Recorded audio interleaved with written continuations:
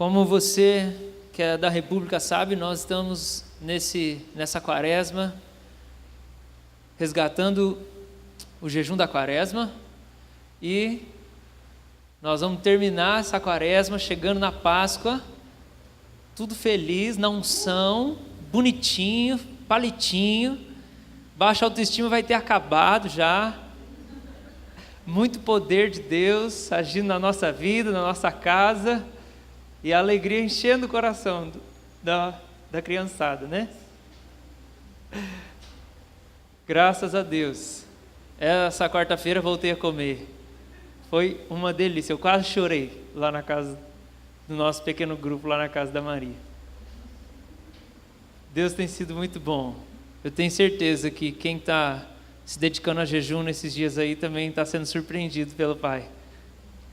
Tem sido maravilhoso, gente.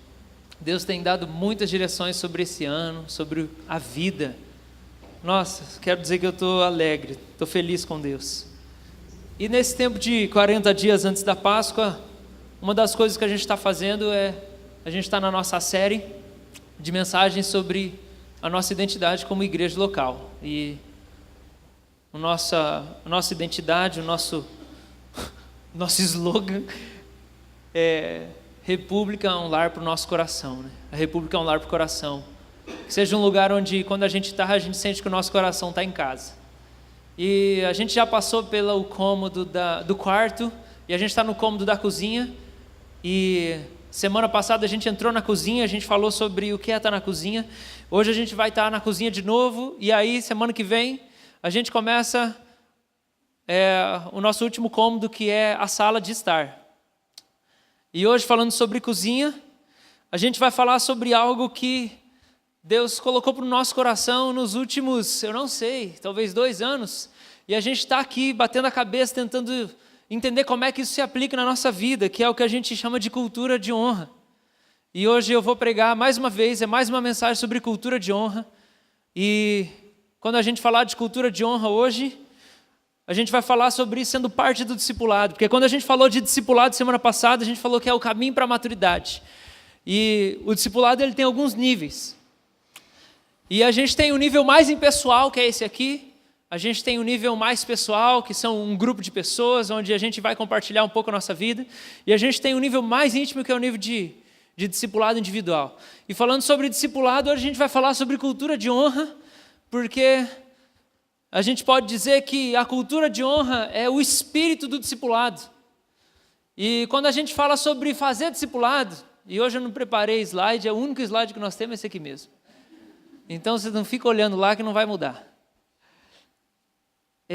Quando a gente falar sobre cultura de honra e falar que a cultura de honra é o espírito do discipulado, eu estou querendo dizer o seguinte, que o objetivo da gente investir no discipulado, o objetivo da gente investir nessa igreja que funciona ao redor de relacionamentos e não ao redor de reunião, que é essa transição que a gente falou semana passada, que a gente está fazendo como igreja histórica, porque a igreja histórica, né, batista, metodista, presbiteriana, na sua grande maioria ela funciona ao redor de reunião. Então como é que você sabe se o cara está andando com Jesus? Como é que é? Os caras vêm no culto, aí o pastor falou assim, o cara está andando com Jesus, ele veio no culto, deu, disse, tá, ok. Por quê? Porque a gente funciona ao redor de reunião. O cara veio na escola bíblica, tá tudo ótimo, ele veio na escola bíblica. E isso não significa nada se você vai na escola bíblica ou se você vai no culto. Como diz o Keith Green, né? Não é porque eu vou no McDonald's que eu sou um McLanche feliz.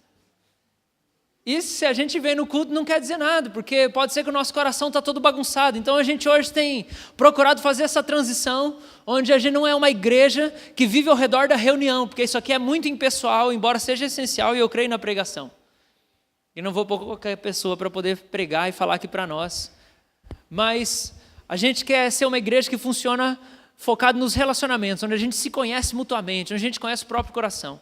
E aí quando a gente fala que a cultura da honra ela é o espírito do discipulado, é que o nosso objetivo com o discipulado, com essa relação de condução, de pastoreio, de conduzir aos pés de Jesus, para a gente viver como Jesus, é que a gente estabeleça a cultura da honra. E eu quero falar 5 coisas sobre o que é uma cultura da honra.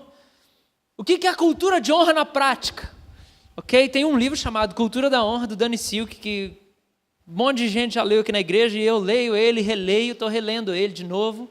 E é um livro excepcional. O capítulo que eu mais gosto é o 7, que fala sobre confronto segundo o modelo do reino de Deus.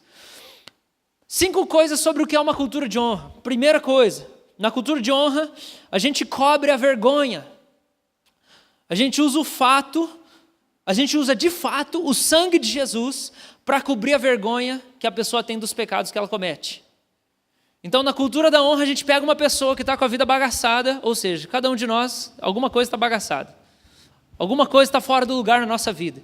E quando a gente pega essa pessoa que tem vergonha dos pecados dela, a gente cobre ela com o sangue de Jesus. A gente cobre a vergonha dela, igual o papai fez quando veio e encontrou Adão e Eva no meio da moita, falando assim, nós estamos com vergonha porque nós pecamos. E aí o pai falou assim, mas quem disse que vocês pecaram?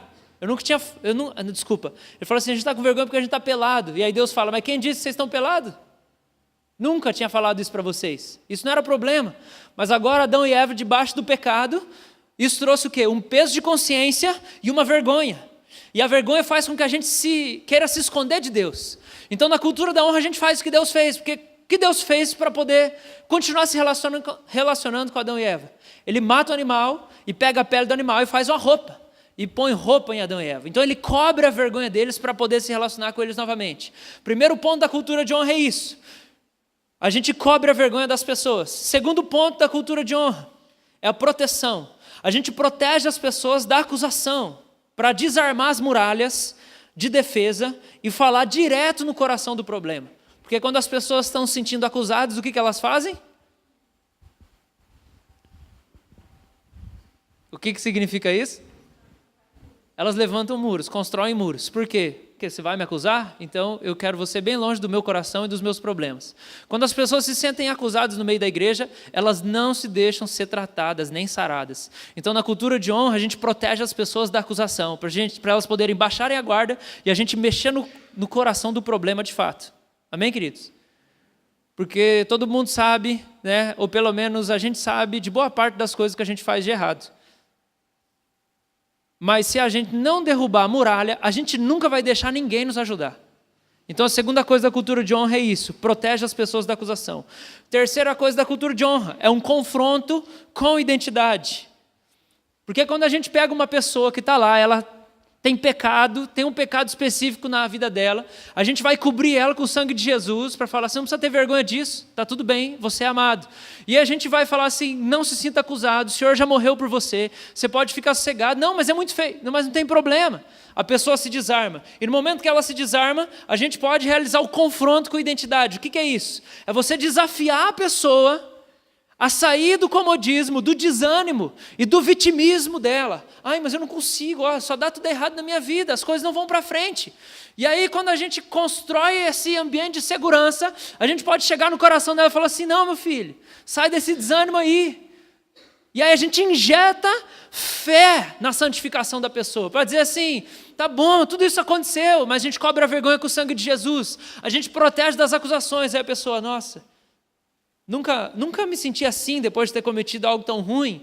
Ou então, nunca fiquei sem ser julgado desse jeito. E aí no momento que a pessoa baixa agora, a gente fala, agora vamos lá. Porque eu acredito na santificação do Senhor na sua vida. E você precisa acreditar também. Então esse confronto é um despertar da pessoa.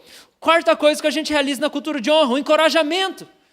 A partir do momento que a gente entra no coração do problema e fala assim, vamos lá, levanta, luta por isso, eu acredito que Deus vai transformar você, não fica aí nesse vitimismo, não fica aí nesse não consigo, não vai dar certo, você já foi liberto do pecado, Romanos 6, você não é escravo do pecado mais, vamos, levanta. A gente vai para a quarta coisa que é encorajamento. A gente vê o potencial desenvolvido com base na graça de Deus. A gente vê o potencial dessa pessoa deslanchar naquilo que Deus tem para ela, e a gente encoraja ela, não, vamos lá, você vai conseguir. E em quinto lugar, a profecia é muito importante para nós, porque na profecia a gente compartilha e a gente ministra os pensamentos de Deus sobre a vida daquela pessoa. Amém?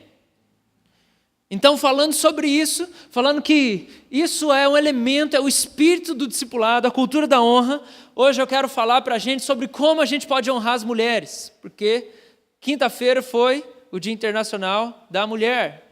E a gente sabe que o Dia Internacional da Mulher, né, se tornou o Dia Internacional da Mulher por causa de uma tragédia muito grande que aconteceu, onde mulheres que estavam trabalhando sem direito algum, sendo abusadas, e de repente, no protesto delas e naquele desejo de ter direito e ser tratadas com dignidade, foram trancadas na fábrica e morreram lá queimadas pelos seus patrões. E esse virou o Dia Internacional da Mulher. Quem não sabia disso, levanta a mão, pode levantar. Ok, pode abaixar. Então, talvez, né, você está sabendo disso hoje. Que bom que eu falei alguma coisa que você não sabia.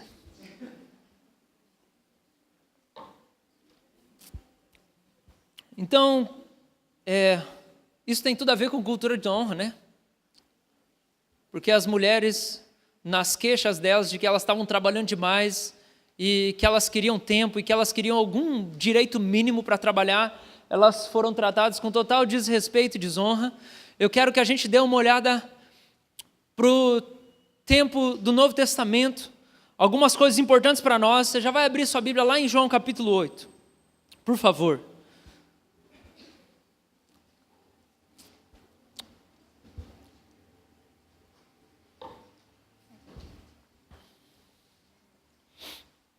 Eu quero começar compartilhando algumas informações desse livro aqui que eu ganhei, que chama A Outra Metade do Exército. Mulheres servindo a Deus no ministério do reino. E o Phil Olson, e essa aqui é a nossa introdução para a mensagem, diz o seguinte, que a gente precisa prestar atenção no contexto cultural dos tempos de Jesus. Por quê? A gente ouve muito falar da filosofia grega do primeiro século, mas às vezes a gente não se dá conta, e a Bruna deu uma pincelada para nós aqui na nossa escola bíblica algumas semanas atrás, sobre como a mulher funcionava na cultura grega, né, helenista do primeiro século. Mas na cultura grega do primeiro século, onde o Novo Testamento é desenvolvido, a gente precisa entender que nesses 400 anos antes do Novo Testamento começar a ser escrito, a cultura grega tinha espalhado uma influência muito grande sobre as nações que ela foi conquistando. E parte da cultura grega era o elemento era a cultura de relação com a mulher. E praticamente a mulher era tratada um pouquinho melhor que o escravo na cultura grega. E a mulher era subjugada. E isso se espalhou grandemente, e a gente sabe que muita cultura grega se passou também, né, e acabou entrando dentro da cultura judaica, principalmente no primeiro século. Então, 6 fatos para a gente, tá, sobre a mulher no contexto dos evangelhos. Primeiro, a mulher judia não era permitida falar dentro da sinagoga. Primeiro fato para você entender onde que Jesus veio para poder ministrar. A mulher judia não podia falar dentro da sinagoga. Segunda, a mulher judia só podia chegar no pátio exterior do templo, ok? Que era onde o povão ficava e os gentios ficavam também. A mulher judia não podia entrar nem na sala lá, nem na segunda sala e nem nas outras salas mais internas do templo, lá em Jerusalém. Ela só podia ficar no pátio exterior, era o lugar mais perto que ela podia ficar, onde a gente vai acabar vendo no Novo Testamento, que em alguns momentos Jesus estava lá ensinando, aí chegam as mulheres ao redor dele, ou então os apóstolos, de repente as mulheres chegam ao redor dele, eles estão do lado de fora do templo, porque a mulher não podia entrar no templo. Terceira informação sobre a mulher no tempo dos evangelhos. As mulheres não eram permitidas estudar as Escrituras. Tá? A mulher não podia estudar, não podia ler a Bíblia. Não podia estudar. A gente vai separar o 3 e o 4. Elas não podiam estudar e também não podiam, quarto fato, não era permitido que elas lessem a Bíblia alto, publicamente. Elas não podiam, é que é diferente, né? Estudar e ler. Elas não podiam fazer nenhum dos dois. Quinta coisa, quando a mulher estivesse fora de casa, ela não poderia falar com um homem, a não ser que ela estivesse na companhia do marido dela. E a sexta coisa, as mulheres não podiam testemunhar na corte, porque elas eram consideradas testemunhas unreliable, não confiáveis. Obrigado, amor. Então, o helenismo que se espalhou fez com que essa cultura tivesse bem consolidada nos tempos de Jesus. E tinha uma coisa na cultura grega que era o mito de Pandora, que eu não vou especificar aqui, mas o mito de Pandora falava que todos os problemas culturais e relacionais eram culpa da mulher, e a mulher é a raiz de todos os males. E isso veio da cultura grega. Então, quando Jesus chega, ele está lidando com esse pano de fundo cultural, tá? Pagão, gentil, mas a gente vê que os judeus também e os fariseus têm uma postura que parece que abraçam bastante esses princípios e essas proibições. E isso faz a gente pensar muito, que quando Jesus vem e você vê ele debatendo com os fariseus o tempo todo, não é só a religião que tinha naufragado no tempo do Evangelho, mas também a cultura tinha naufragado. A cultura estava falida, os princípios culturais estavam falidos, a religião judaica estava falida. Por quê, gente? Porque as lentes da religião vão sempre definir quem nós cultuamos. Eu queria que você prestasse atenção nisso. As lentes da religião que você segue, elas sempre vão definir quem você cultua. Porque a religião vai montar uma caricatura da figura divina. E cada religião pode montar uma caricatura diferente. E quando Jesus chega para bater de frente com os fariseus e ministrar a graça do Evangelho, ele encontra fariseus doidinhos para matar as pessoas de graça. E aí a gente percebe que o Deus que os judeus tinham construído era um Deus desumano, era um Deus não sensível às pessoas. E aí a gente vê que as lentes da religião definem quem a gente cultua. E o fato é que eles não estavam cultuando Deus à imagem de Jesus, é por isso que eles mataram Jesus. Porque Deus não se parecia com Jesus, o Deus dos judeus, no tempo das primeiras décadas, do primeiro século, não era o pai de Jesus. Por isso que eles acabaram matando Jesus. E a gente vai entender o quê? Que quem a gente cultua define a nossa cultura. A definição de Deus que a gente tem define a nossa cultura, define os nossos hábitos, define a nossa ética, define os nossos relacionamentos dentro da família, define os nossos relacionamentos sociais, define os nossos relacionamentos, nossa relação com o dinheiro, a nossa relação com os bens, a nossa relação com tudo. Quem a gente cultua, o tipo de culto que a gente presta, para quem define a nossa cultura. E aí Leonard Ravenhill fala uma coisa: como estiver a igreja, assim estará o mundo. Como estiver a igreja, assim estará o mundo. Então, quando Jesus chega, a gente vê que a cultura judaica está em decadência e a religião judaica está em decadência, porque eles estão amoldados à cultura pagã, na maneira como se relacionam com as mulheres. E Jesus vai acabar confrontando eles. Eu queria começar dizendo aqui que o nosso chamado como cristãos é criar uma cultura de Jesus, confrontando e sabotando toda cultura que não ama as pessoas e não honra as pessoas. O nosso chamado como discípulos de Jesus é isso. É criar uma cultura de Jesus, que se relaciona com as pessoas da mesma maneira que Jesus se relacionava, e que confronta e sabota toda a cultura que não valoriza as pessoas. João capítulo 8, verso 1, diz assim: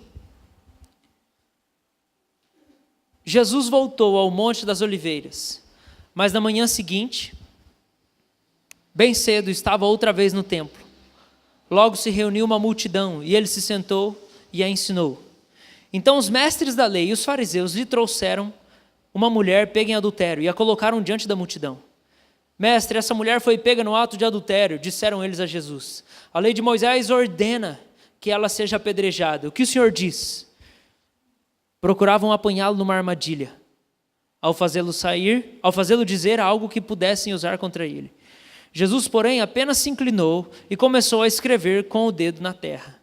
Eles continuaram a exigir uma resposta, de modo que ele se levantou e disse: aquele de vocês que nunca pecou, atire a primeira pedra. Então, inclinou-se novamente e voltou a escrever na terra. Quando ouviram isso, foram saindo, um de cada vez, começando pelos mais velhos, até que só restaram Jesus e a mulher no meio da multidão. Então Jesus se levantou de novo e disse à mulher: onde estão seus acusadores? Nenhum deles a condenou? Não, Senhor, respondeu ela. E Jesus disse: eu também não te condeno, vá e não peques mais. Tem muito homem que maltrata a mulher. Você concorda com isso? Sim?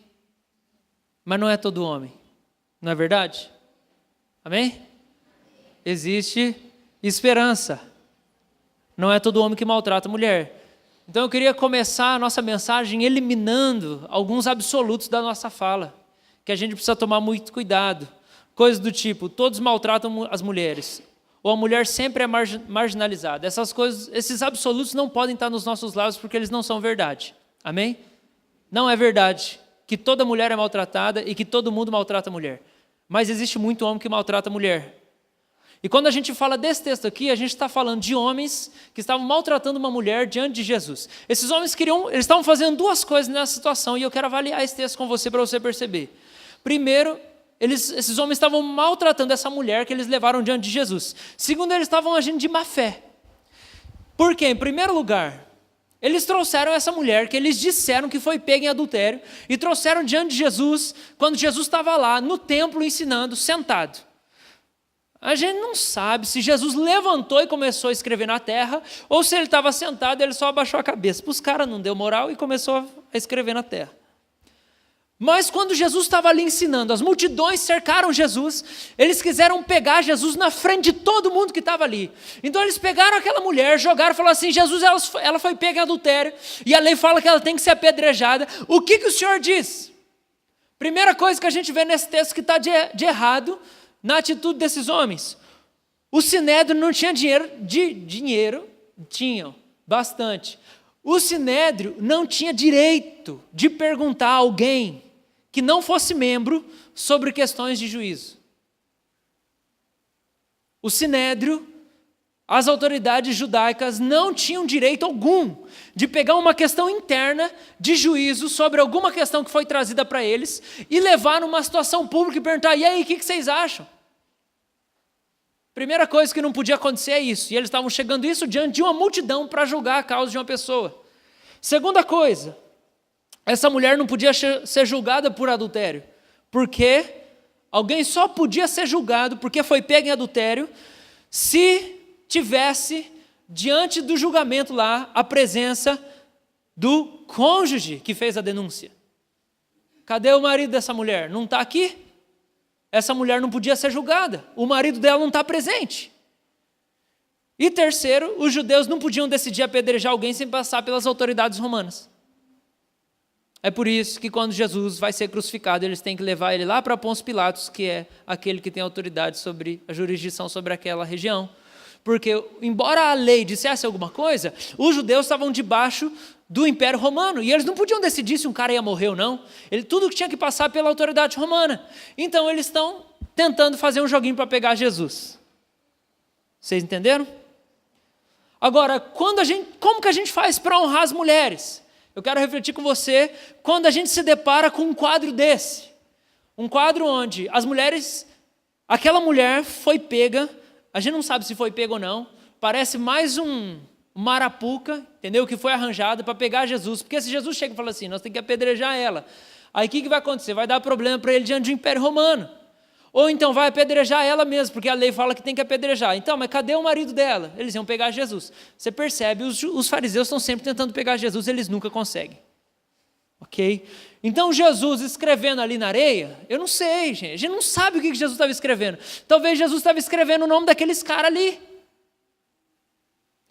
Tem algumas coisas muito interessantes sobre umas passagens bíblicas, porque elas deixam para a gente...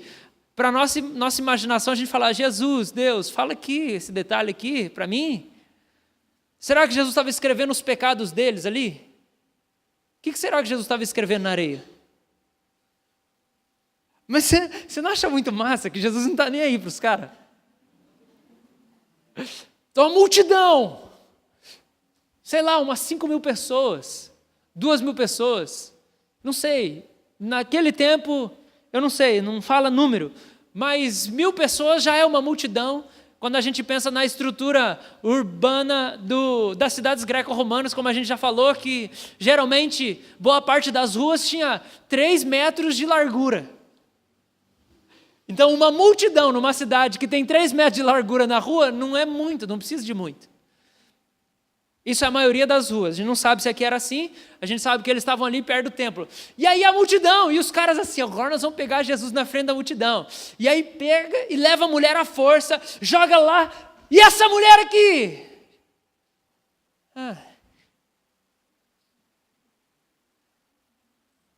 Jesus!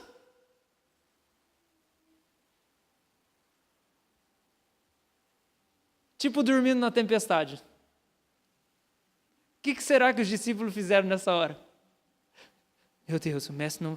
Meu Deus, olha o mestre, ele está desenhando na areia. Será que ele vai catar areia e tacar neles?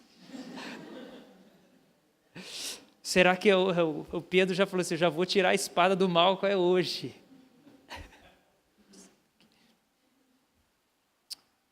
Não sei. Mas esse quadro ensina para nós como a gente pode honrar as mulheres quando a gente se depara com uma situação dessa de agressão. Primeiro, quando a gente olha para Jesus, Jesus é sereno. Você sente essa serenidade de Jesus?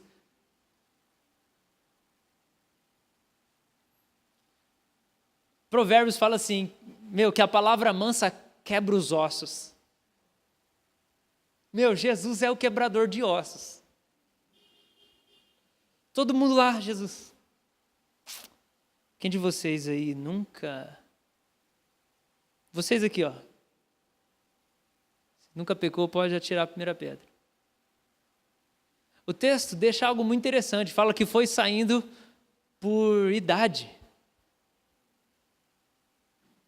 Primeiro os mais velhos foram tomando peso de consciência, pensando, caramba, não, eu estou velho já, é muito pecado. Aí, até o mais novo. E aí a pedra vai ficando, porque o texto fala que eles estão com pedra na mão. Então, primeira coisa para a gente entender,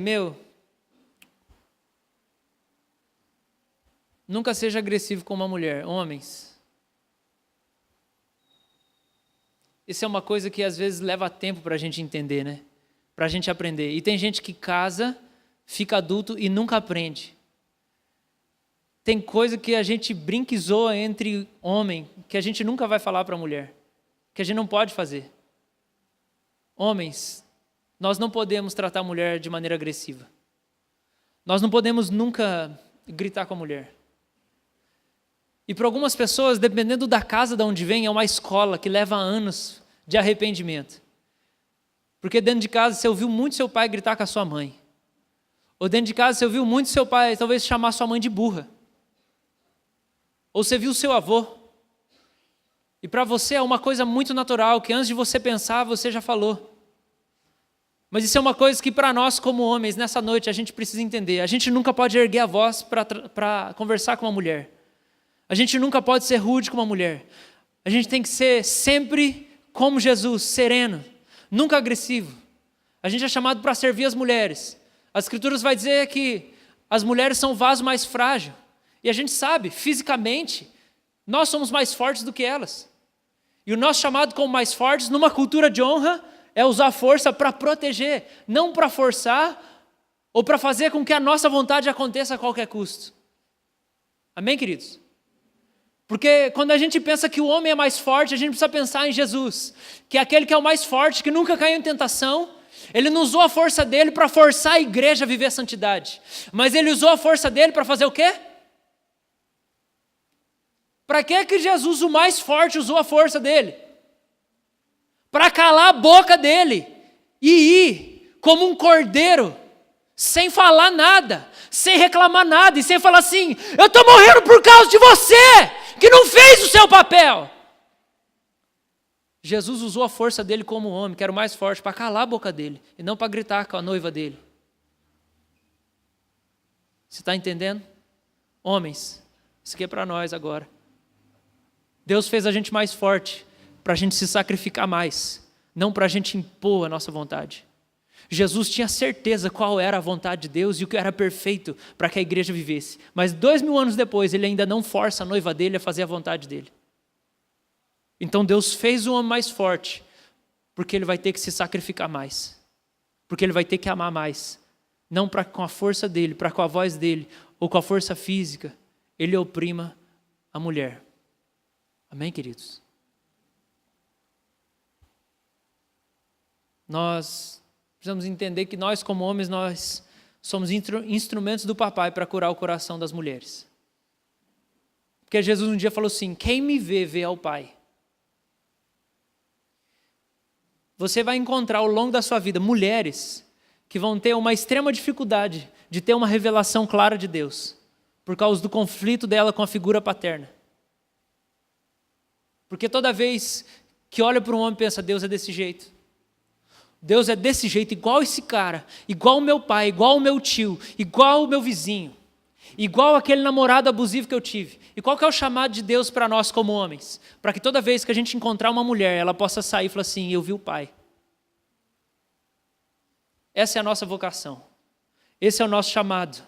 E aqui eu quero dizer que existe mulher que é durona, não existe? Nós como homens sabemos disso.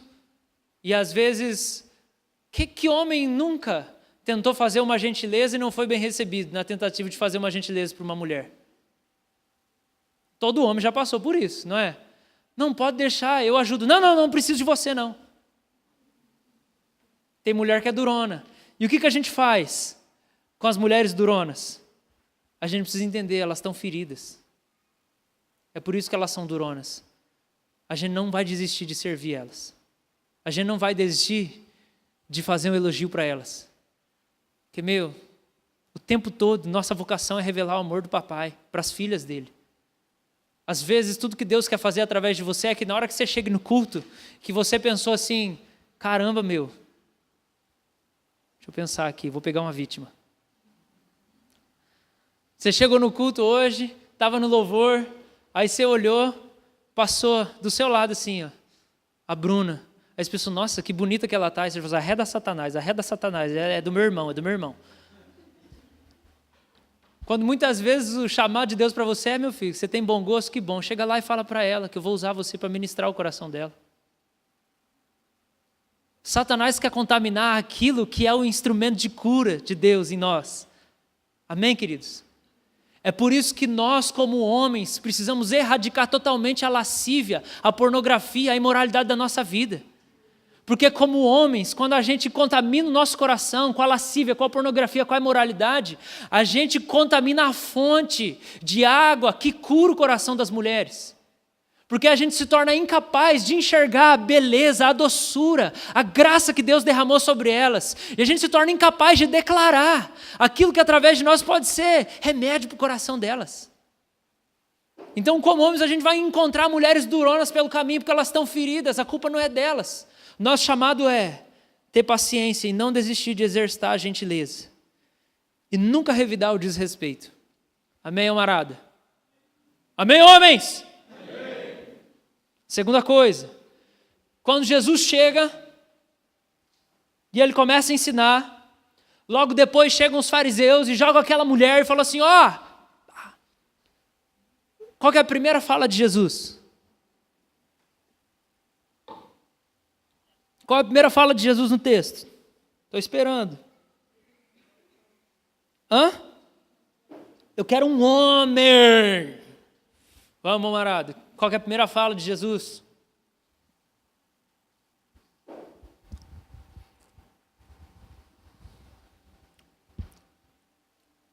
Alguém tem Bíblia aí? Tem algum homem aqui dentro? Qual é? Isso, é aquele que não tem pecado, atira a primeira pedra. Não foi difícil, né? Viu? Com quem que Jesus está falando? Com quem que Jesus está falando? Com os homens. Sabe por quê, queridos? Porque quando a gente encontra e conhece um quadro de agressão contra a mulher, a gente tem que aprender com Jesus. Os primeiros que Jesus se dirige são os agressores e não a mulher. Porque quando uma mulher é maltratada, a gente tem que honrar ela, primeiramente, confrontando os agressores e interrompendo a agressão. E o que Jesus faz em primeiro lugar? Ele protege ela. Então ele não vai conversar com ela, não é hora de trabalhar com ela, não é hora dele ministrar o coração dela, não é hora dele falar do pecado dela. Sabe por quê? Porque está sendo feito do jeito errado. Primeiro, cultura da honra. O que ele vai fazer? Ele vai proteger ela. Então ele conversa com os agressores e ele interrompe a agressão naquele exato momento, porque a prioridade não é quem está certo e quem está errado, a prioridade é ela. Ela é importante. E numa cultura de honra a gente valoriza as pessoas. Então ele fala, quem de vocês nunca pecou, atira a primeira pedra. Jesus está olhando olho no olho com os caras que são covardes. E ele está enfrentando a covardia daqueles homens. Se a gente souber de alguma agressão doméstica, e que principalmente diz respeito ao meio da igreja, se você souber, procura a liderança da igreja. A gente vai procurar, investigar, conhecer o caso, saber o que acontece de fato e instruir. Se repetir e nada mudar, a gente denuncia. Essa é a orientação bíblica para nós. Por quê? Não interessa quem está certo, quem está errado. O que interessa é a saúde, o que interessa é o Estado, o que interessa é a proteção de quem está sendo agredido numa cultura de honra. E principalmente quando a gente diz respeito a mulheres. Terceira coisa que a gente vê com Jesus, na hora que todo mundo vai embora e deixa a pedra no chão e vai embora, Jesus trata com o pecado dela em particular. Os caras queriam tratar com o pecado em público. Numa cultura de honra, a gente não trata o pecado das pessoas em público, a gente trata os pecados das pessoas em particular, no ambiente recluso. E aqui para nós, jamais comente em público a má fama de uma mulher. Jamais comente a má fama de uma mulher. Chegou uma pessoa que veio visitar a igreja pela primeira vez, chegou uma pessoa no pequeno grupo, chegou uma pessoa com você, ou chegou uma pessoa no ambiente onde você está, e você sabe alguma coisa ruim sobre ela. Jamais difame alguém. Jamais desfaça da imagem de uma mulher. Homens, jamais façam comentários sobre o corpo de uma mulher. Entre si mesmos. Jamais falem entre vocês sobre o corpo de uma mulher. Seja bom, seja num desejo sexual, ou seja na depreciação. Jamais. As mulheres precisam ser preservadas por nós. Amém, queridos? Amém, homens? Estou sentindo que vocês estão começando a acordar. E aí o que acontece? Quando os homens que são os agressores vão todos embora, Jesus, no particular, faz o quê? Ele conversa com a mulher.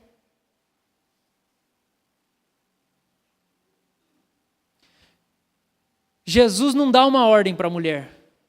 O que ele faz com ela? Olha para o texto de novo, homens. Camarada, vamos lá. O que ele faz? Jesus faz uma pergunta. Jesus está interessado em saber o que ela pensa. Nós, como homens, temos que fazer um exercício maior da nossa parte, porque as mulheres amam falar das emoções e dos sentimentos e do mundo interior e ter DRs. Homem, de maneira geral, é mais secão. Mas a gente aprende com Jesus que quando está no ambiente de segurança, de particular, ele pergunta para ela. Ele não dá uma ordem, ele pergunta. Porque Jesus quer saber o que ela tem a dizer. E isso é muito importante para nós. A gente aprendeu a ouvir a opinião das mulheres, o que elas têm para dizer. A gente, sabe, gente, quando Deus cria Adão e Eva, ele cria Adão, depois ele tira de Adão e Eva, e ele fala assim, essa aqui é sua auxiliadora. E se a gente presta atenção nos salmos, existem alguns salmos em que Davi fala assim, Senhor, tu és o meu auxílio. Tu és o meu auxílio. E aí quando você vê lá no grego falando sobre a vinda do Espírito Santo, Jesus chama o Espírito Santo de ajudador, o auxiliador. Por que será que aquilo que foi a pena, aquilo que foi a consequência do pecado de Eva, foi tão duro para ela? Agora você vai ter dor de parto, agora Satanás vai ser inimigo seu. Por que será que foi tão difícil? É porque o chamado de Eva, a vocação de Eva ali, era ser a ajudadora de Adão. E foi exatamente na vocação dela que ela falhou. Quando alguém que tinha que ajudar ele, ela na verdade foi a que ofereceu o fruto do pecado para ele. Então a gente precisa entender que quando Eva oferece o fruto para Adão, não é simplesmente eles estão pecando junto, mas ela está falhando na missão dela. Deus falou, você tem uma missão, você vai ser auxiliadora dele, para a vocação dele se realizar. E ela naufragou na vocação. Mas quando a gente presta atenção que Deus é chamado de auxílio nos Salmos, que Jesus chama o Espírito Santo de ajudador, a gente precisa compreender o tamanho da vocação da mulher, porque o mesmo nome, o mesmo adjetivo que a mulher recebe, Deus recebe. O mesmo adjetivo que o Espírito Santo recebe, a mulher recebe. Porque Deus fala, você vai ser auxiliadora, igual o Espírito Santo é auxiliador da igreja hoje. Igual o salmista fala assim, Deus, você é o meu auxílio, eu não sei o que fazer. Quando a gente olha para isso, Jesus resgata para nós, parece que a gente tem uma viagem para lembrar. Nós como homens, nós podemos ser cabeça e autoridade, mas isso, a gente precisa aprender a ser com Jesus, e Jesus exerce a autoridade dele, ouvindo as mulheres, e ouvindo o que elas têm a dizer, dentro e fora do casamento. Amém, homens? Isso é uma coisa que a gente precisa trabalhar, porque é grande a vocação das mulheres. Existem 2 tipos de homens, tá? Que podem ser considerados legais. E as mulheres às vezes descobrem isso ao longo do tempo. Existe um tipo de homem que é legal com outro homem. Você fala assim, nossa, esse cara é bacana, porque você viu ele só se relacionando com outro homem. E existe cara que é legal com mulher, porque ele sabe se relacionar com homem e com mulher. E não é todo homem que é cara gente boa com os amigos que sabe se relacionar com uma mulher. Então, se você está solteira, observe bastante agora. A hora que o seu coração partir pelo Joãozinho, olhos de águia para você. Fica de olho, vê como é que ele trata as mulheres da igreja. Vê como ele trata você mesmo. Vê como ele trata as outras pessoas, principalmente as mulheres. Porque ele pode ser um cara bacana, ele pode cantar no louvor. Não é você não, Joãozinho, vou usar outro cara.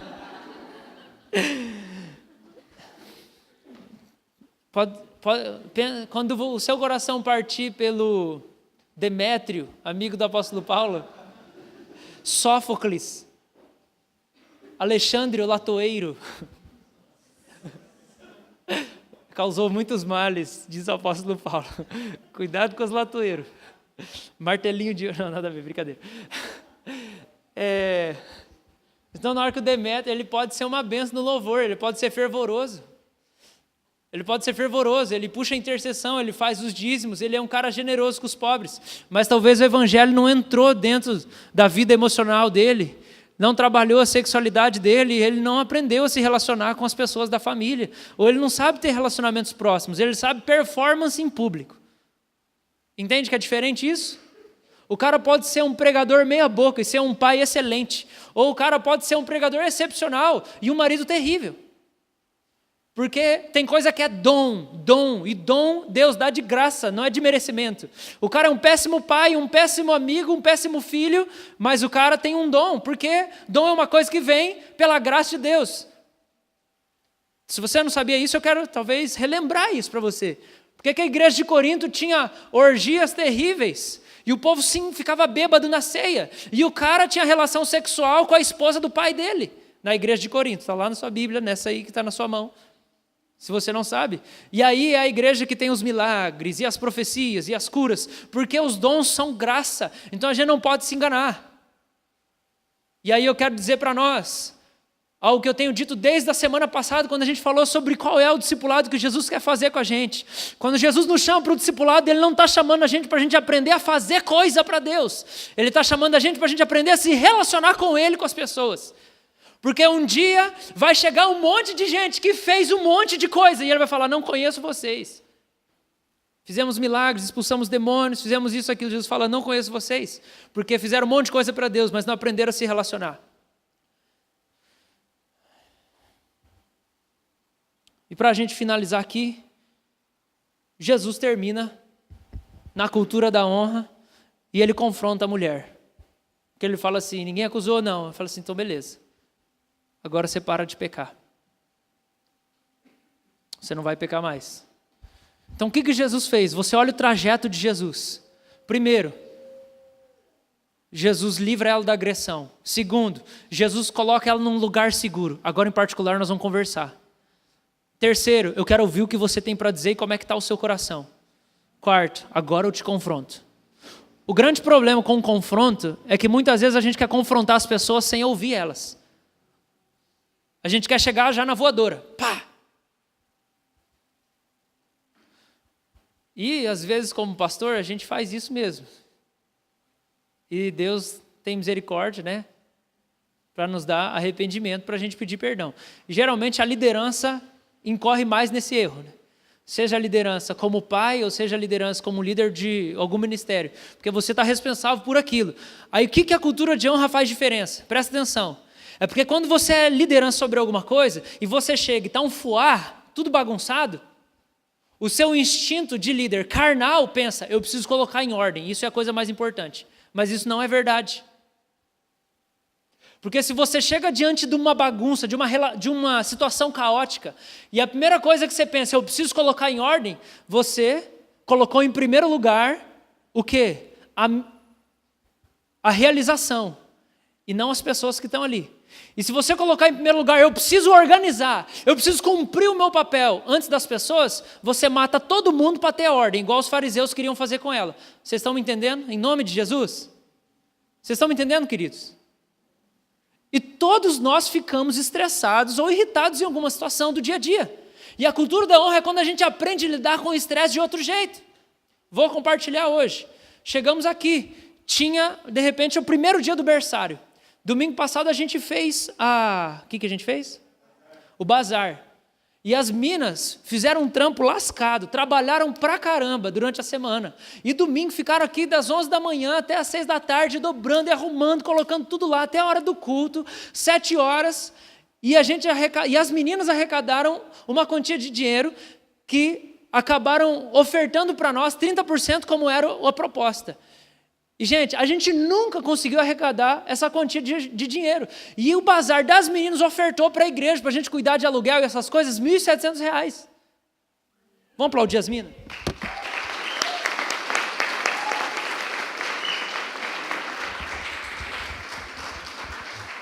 Massa demais, não é?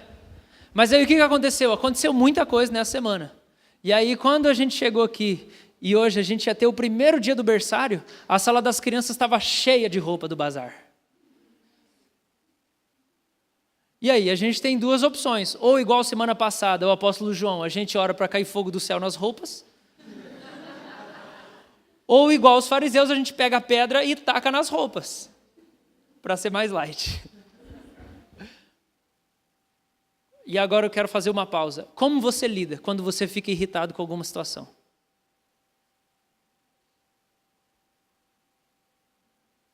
Quando você chega na sua casa, quando você chega no trabalho, quando você chega no seu ministério, quando você chega na igreja. Eu quero que você entenda que quando a gente prioriza a ordem, ou o cumprimento, ou a realização, sabe que lá no fundo, isso é uma coisa demoníaca, que vem. Você sabe, né, o que é isso?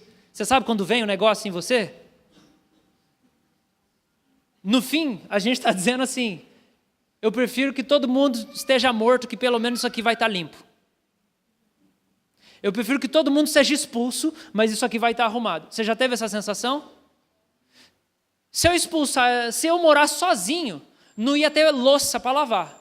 Já teve isso? Já? Sim ou não, queridos? É mais ou menos essa a mentalidade do fariseu. Vou matar, que aí não tem pecado mais. Você está entendendo em nome de Jesus? Sim? Só que eu quero que você entenda que isso é do Satanás. Porque o que Jesus faz? Ele fala, nós vamos limpar do jeito certo. Então, qual era a tentação quando você chega lá e está cheio de roupa do bazar da outra semana lá? Vamos botar fogo em alguém hoje. Mas aí a cultura da honra chega e fala assim, eu subi lá em cima, estava tendo aula particular da Nico e da Bruna, aí eu falei, deixa eu esperar terminar a aula particular do inglês. Fui para o quarto, fiquei orando ali um pouquinho.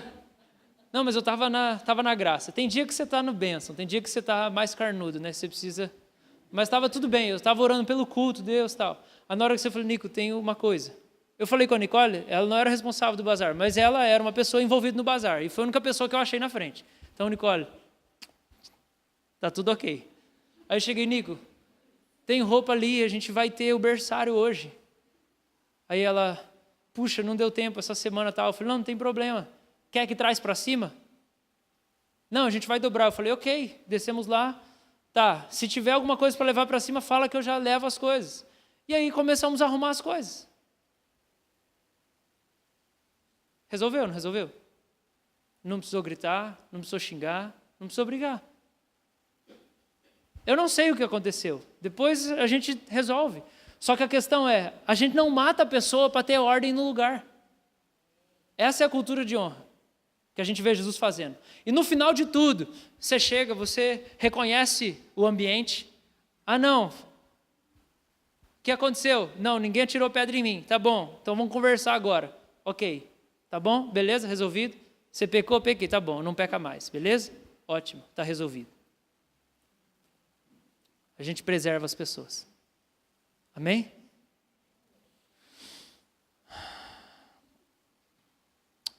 Eu tinha muitas coisas a mais para compartilhar, mas não tenho tempo. Eu queria que a gente orasse. E a gente vai ter um momento especial para a gente honrar as mulheres aqui hoje. Ok? Então, eu queria pedir que as mulheres se colocassem de pé.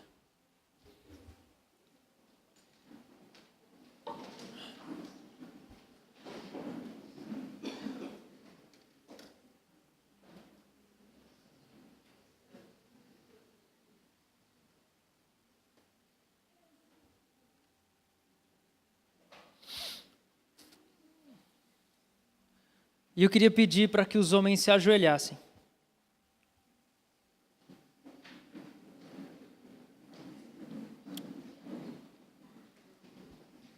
De preferência,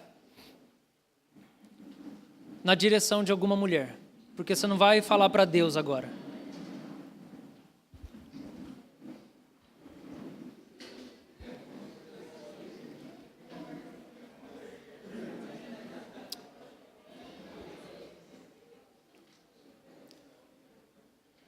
Queridos, eu quero dizer uma coisa.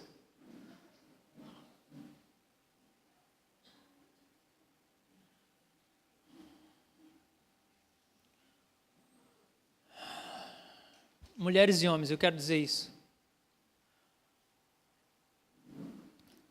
Não é fácil ser uma mulher santa, virtuosa. Não é fácil. E não é fácil ser um homem santo, piedoso, como as Escrituras dizem.